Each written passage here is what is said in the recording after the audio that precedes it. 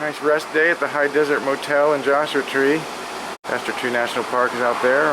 Small motel is cheap, small swimming pool, refrigerator and air conditioning, and lots of stores right down the road. What else can you need?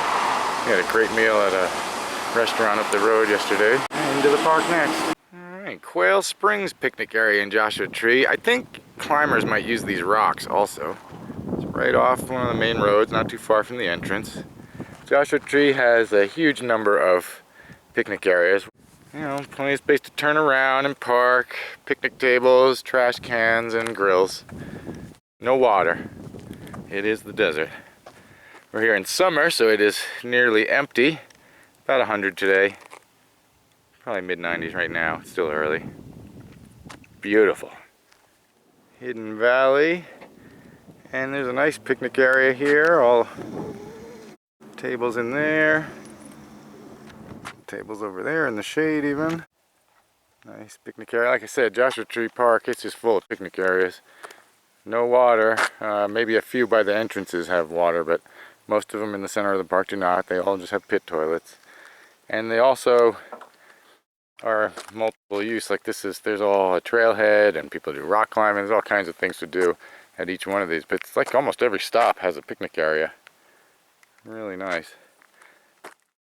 And these stops all have trails, and sometimes you just wander off into the nothing. At Quail Springs, we did a short hike down a trail, but I didn't film any of it. Here at Hidden Valley, we're just kind of walking out into the Hidden Valley for a little bit here. Let's take a look around.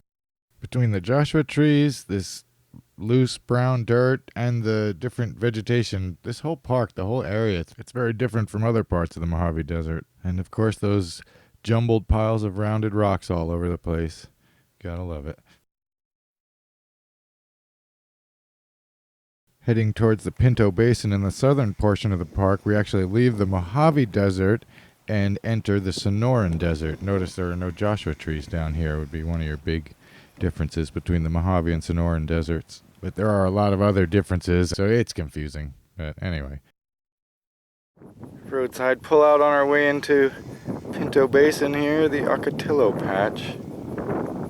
These things are wild, just surviving out here. They're stark bare now. In winter they get little green leaves and some tiny red flowers on the tips. Here are a couple of photos I took back in February 2011. So February is a good time to see them in full bloom like this.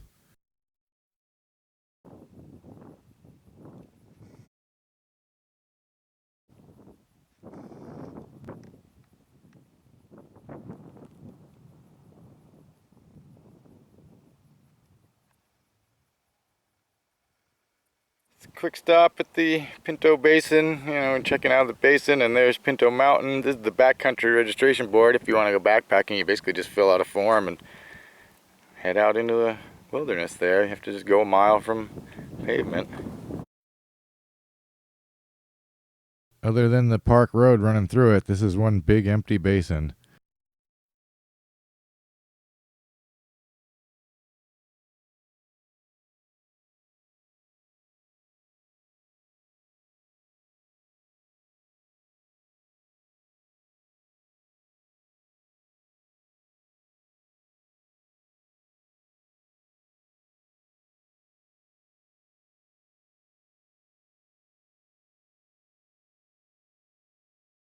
It's about 100 degrees, and even in the breeze, it's hot because it's bright out here. Beautiful place. All right, on to the next stop. Cholla Garden, always a fun stop. There are lots of signs saying stay on the little trail. Here we are on the trail. And there's signs all over saying stay on the trail. You really want to stay on the trail. We've seen more than one person in the parking lot with their companion picking needles out of their butt, the other one's butt, because they got stuck by them. It happens more often than you would think. Get anywhere near these things and they will just get stuck with so many needles. As long as you keep your distance, they're fascinating and just beautiful. I especially recommend coming here at sunset sometime because the light just shines through them in such a nice way. It's beautiful. Here's a photo from one of our previous trips.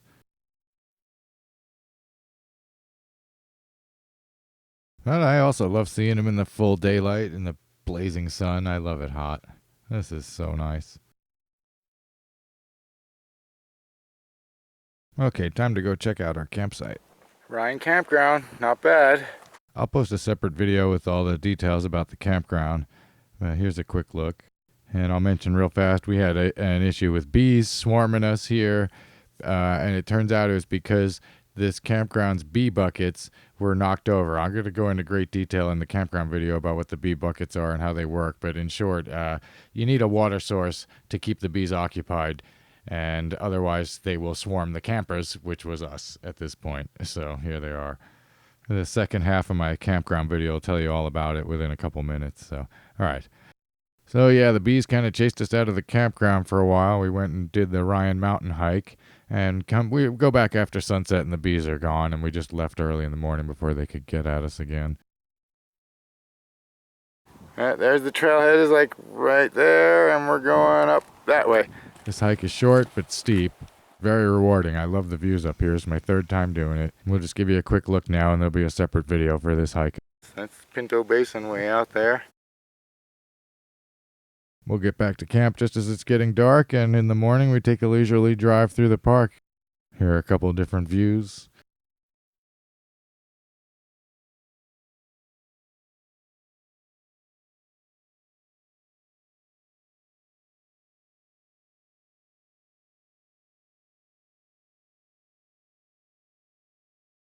Here we are descending out of Joshua Tree National Park into Joshua Tree, which I had always thought was a town or a city, but it's actually just an unincorporated place called Joshua Tree.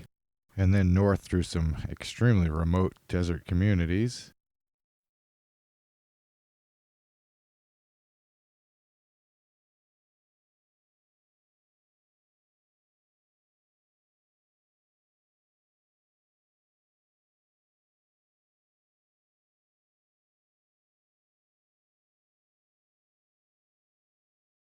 And passing Bristol Dry Lake.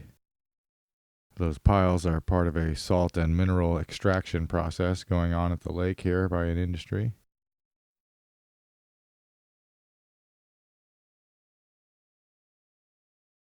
And on into some more familiar desert parks to the north. If you're driving to Joshua Tree National Park, take a back road. They're very interesting. There's a lot to see out here. All right, until next time, thanks for coming with us.